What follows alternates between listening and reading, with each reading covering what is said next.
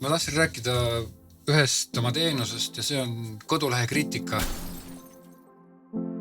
Miks ma selle teenuse üldse panin ja miks ma üldse sihukese teenuse peale tulin?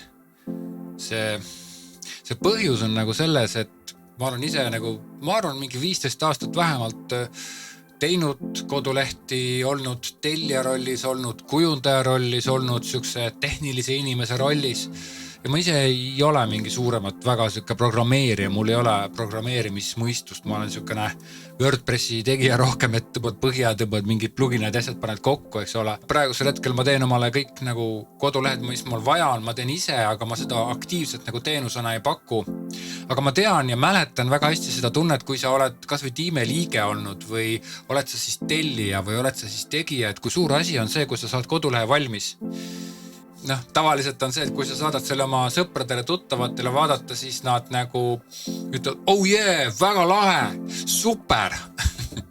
Või siis nagu ütled kellegile, kes keda sa tead ja siis ta viisakalt ütleb, pole viga, pole üldse äge. Või siis kas ta ei viitsi süveneda.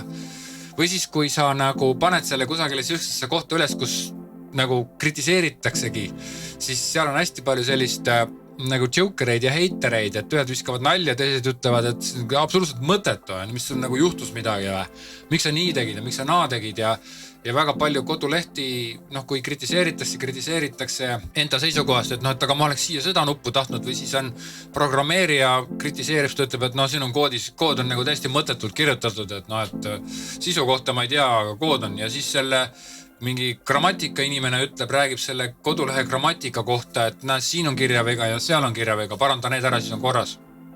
Siis tegelikult ei ole, et ma just ise olen tundnud seda, et tahaks saada kedagi, kes neutraalselt annab tagasisidet, kellel ei ole nagu halastuslaiki vaja panna, kellel ei ole vaja kohustuslikult naeratada, kes ei ole ka ühtegi muud moodi nagu seotud sinuga. Ehk siis ma pakun seda teenust selle jaoks, et kui sul on koduleht, mis on saanud valmis või sul on koduleht, mis ei tööta või on sul koduleht, mis sa tahad nagu hakata ümber tegema ja sa tahad saada kellegi neutraalset, argumenteeritud, ratsionaalset vastust ja kriitikat, mis ei ole ei programmeerija, ei ainult grammatiliselt sisu vaatenurgast, ei ole mingisuguse, ma ei tea, videokunstniku vaatenurgast, vaid on sellise loovjuhi vaatenurgast, ehk siis mina olen sihukese suure pildi mees, üldise pildi mees olen mina. Ma teen siia vahele nüüd väikese põgusa ülevaate selle kohta, et mida ma seal kriitikas siis käsitlen ja kuidas ma olen ratsionaalne ja argumenteeritud. Mul on nagu nimelt punktid, mida ma kõik käin läbi ja need punktid on siin minu kodulehe teenuselehel ka kirjas. Kõigepealt siis kodulehe üldine mulje, kas ta ikkagi vastab teie temaatikale. Järgmine asi on kujundus, kas ka kujundus vastab temaatikale või on kujundus kuidagi nagu teistmoodi tehtud või on seal mingisugused sihukesed käärid tekivad teie olemuse ja kujunduse vahel.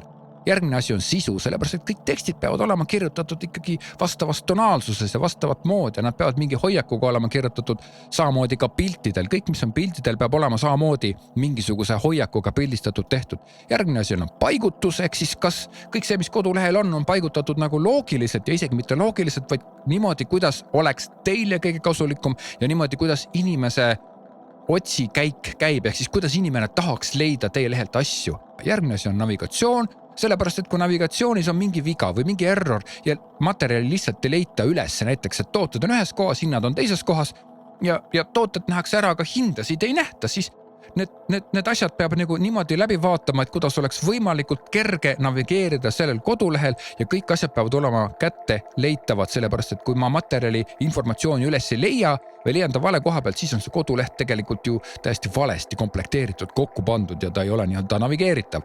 Järgmine asi on tehniline, äkki midagi ei avane, äkki on koduleht, ma ei tea, liiga lai või liiga kitsas, võiks olla palju laiem, või siis on pildid liiga suured, või siis mõni video ei avane, või ühesõnaga kõik, mis on tehniline. Annan kirjelduse selle kohta, kuidas ta tehniliselt töötab ja kindlasti toon välja see, mis mulle silma jäi. Järgmine asi on koduleht nutiseadmetest, ta peab olema leitav ja sirvitav igasugustest tänapäevastest telefonidest, tahvelarvutitest, niimoodi, et teda oleks mõnus ja mugav vaadata, et see tahvelarvuti ja telefoni vaade oleks kindlasti selgesti ja navigeeritavalt tehtud. Selline oli siis lühike ülevaade, video kriitika kindlasti tuleb palju pikem. Ehk siis minu huvi on ratsionaalselt ja argumenteeritult kritiseerida sedasi, et seda kodulehte saaks teha paremaks.